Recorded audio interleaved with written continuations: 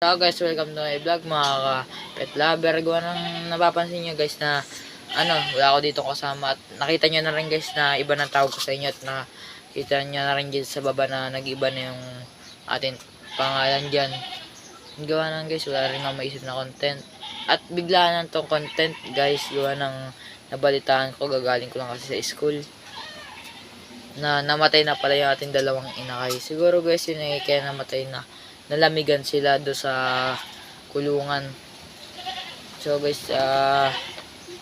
nakakalungkot din gawa ng wala na tayong may content at nagtumagal na rin sila sa atin ng 1 linggo at kalahati. So guys, update ko na rin kayo dun sa natin do sa bibili natin inakay na African birds. So guys, mga malalaki na rin yun guys. Gawa ng pwede na siyang i-handpit. Bibili na tayo nun.